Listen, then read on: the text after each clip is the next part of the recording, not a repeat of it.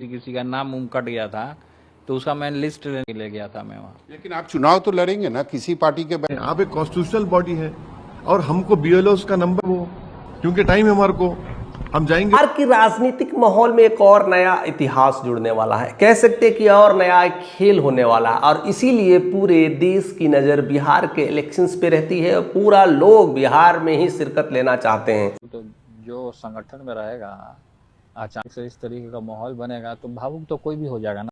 और ऐसा इसलिए कहा जाता है क्योंकि बिहार इतिहास लिखने के लिए जानी जाती है। जब जब बिहार जागता है तो पूरे देश की हवा और रुख बदल जाती है और ऐसे में बिहार का परिणाम काफ़ी मायनों में अहमियत रखता है। लेकिन एक नया खेल हो चुका है। ओवैसी की पार्टी कहीं न कहीं पहले पूरा भरपूर प्रयास कर रही थी कि वो आरजेडी के साथ जाए। अब आरजेडी के गठजोड़ में इतने लोग आ चुके हैं, इतने इंडिया गठ कि जवानी को बर्बाद नहीं होने देंगे। बंधन में इतने लोग आ चुके हैं कि ओवैसी को सीट नहीं मिल पा रही है, वो कोलैबोरेशन सक्सेसफुल नहीं हो पा रहा है और इसको लेकर करके कहीं ना कहीं लालू यादव ने ओवैसी को बोल दिया है कि आप हमें बिहार में सपोर्ट करें, हम आपको हैदराबाद में सपोर्ट करेंगे, लेकिन सीट के मामले में कुछ मत कहिए।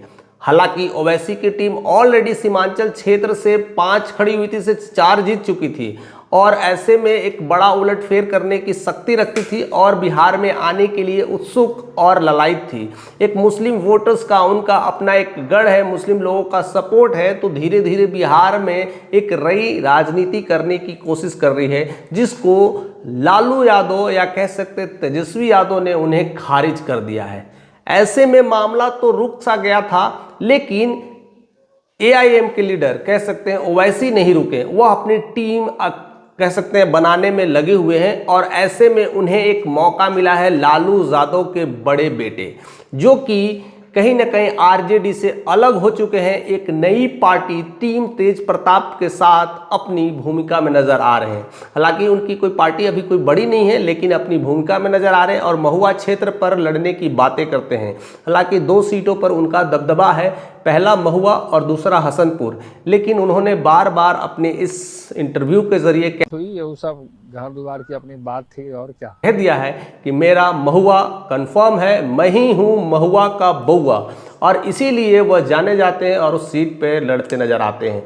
लेकिन कहीं ना कहीं एआईएम के नेता ओवैसी ये चाहते हैं कि अगर ये हमारे टीम में मिल जाए तो एक बड़ा खेल खेला जा सकता है और इसी लेकर के टीम बढ़ाने की बात की जा रही है और ओवैसी अपने साथ दलों में शामिल करने की कोशिश की जा रही है। लेकिन तेज प्रताप अपने ही तेज की वजह से जाने जाते हैं, अपने ही अंदाज की वजह से जाने जाते हैं। उन्होंने टीम तेज तो प्रताप बनाया है, साथ साथ ऐसे कई सारी पार्टियों नहीं है मामला, किसका जुड़ेगा नहीं जुड़ेगा को अपने छत्र छाया में भी जोड़ लिया है और ऐसे में ओवैसी का ऑफर कहीं ना कहीं आना इस बात का संकेत है कि वह जाएंगे कि नहीं जाएंगे। लेकिन उन्होंने क्लियर कह दिया है कि हम किसी के छत्र छाया में नहीं जाएंगे, उन्हें अगर आना है तो हमसे ज्वाइंट वेंचर कर सकते हैं।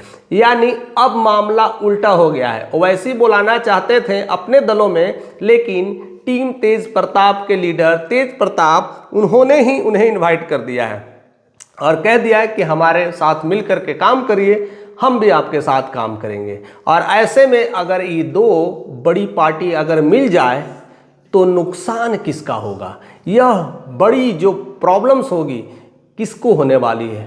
तो सबसे ज़्यादा उनके जो वोटर्स हैं, अगर देखा जाए ओवैसी के मुस्लिम वोटर्स हैं और टीम तेज प्रताप के यादव वोटर्स हैं। यादव और मुस्लिम वोटर्स के लिए जाने जाते हैं लालू यादव और तेजस्वी यादव, और ऐसे में इन दोनों का अगर बहुमत हो जाए, मिलने लगे और साथ में खड़े होने लगे, अपने अपने कैंडिडेट अगर खड़े कर दिए, तो सबसे ज़्यादा अगर धक्का लग सकता है तो वह है उनके छोटे भाई तेजस्वी यादव की। तेजस्वी यादव का जो साम्राज्य दिख रहा है, जो सपना दिख रहा है सीएम बनने का, उस पे पानी फिर सकता है, कभी भी कुछ हो सकता है, क्योंकि कम मार्जिन के साथ जहां जहां अगर वो जीतते हैं वहां वहां का पत्ता तेज प्रताप साफ कर सकते हैं। जो कुछ भी मुस्लिम वोटर्स वाला अगर एरिया होगा, उस एरिया को ओवैसी की टीम साफ कर देगी। उनके गुलाम बनकर रहे और उनके पीछे ऐसे में सीएम का सपना सपना ही रह जाएगा। यानी जो सपने और विजन और मिशन लेकर के कहीं ना कहीं तेजस्वी यादव चल रहे हैं, उस सपने को खारिज करने के लिए उनके बड़े भाई अब ने एक नई खेल शुरू कर दी है। ऐसे में भाइयों की लड़ाई में कोई और बाजी ना मार जाए, ऐसा खेल खेलने की प्रयास की जा रही है। ऐसा राजनीति में बहुत कुछ होता है। हालांकि टीम तेज प्रताप खुद कहते हैं कि राजनीति में कोई किसी का नहीं होता है। अगर हम रन छोड़ करके भाग जाएं तो हम रन छोड़ कहलाएंगे, और हम वैसे रन से भागने वाले नहीं हैं। हम जिस जगह पर खड़े हैं उस जगह से खड़े रहेंगे। हमारे साथ जो भी बदसलूकी करेगा तो उन जयचंदों का हिसाब यही होना है। तो ऐसे में एक बड़ी बातें कह देते हैं, और चाहे वो अपने हो, चाहे वो पराये हो, चाहे वो पक्ष हो, चाहे विपक्ष हो, चाहे घर वाले हो, चाहे बाहर वाले हो, किसी को बख्शने वाले वो नहीं है। ऐसे में टीम तेज प्रताप यानी तेज प्रताप का जलवा अब तेजी से बढ़ते हुए नजर आ रहे हैं। वो भी जब रैली निकाल रहे हैं तो एक बड़ा सा कह सकते हैं जमघट लग रहा है, एक भीड़ उभर रही है। ऐसे में वह काफ़ी तेज़ी से लोगों को जोड़ने में लग चुके हैं और नई पार्टी की आगाज कर चुके हैं।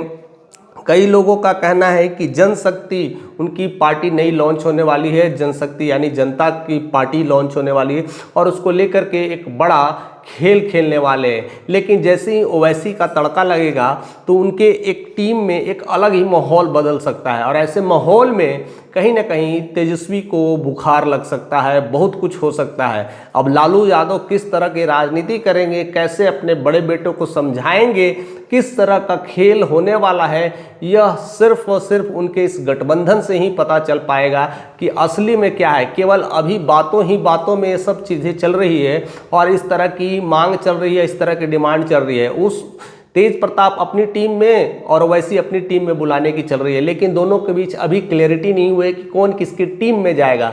लेकिन अगर टीम में चला गया तो नुकसान किसका कर पाएगा, यह सब कुछ अब बहुत जल्द क्लियर होने वाला है। तो चैनल पे बने रहिए, नए हैं तो सब्सक्राइब कर दीजिएगा और अपना कमेंट शेयर करना मत भूलिएगा, क्योंकि खेल अभी बाकी है।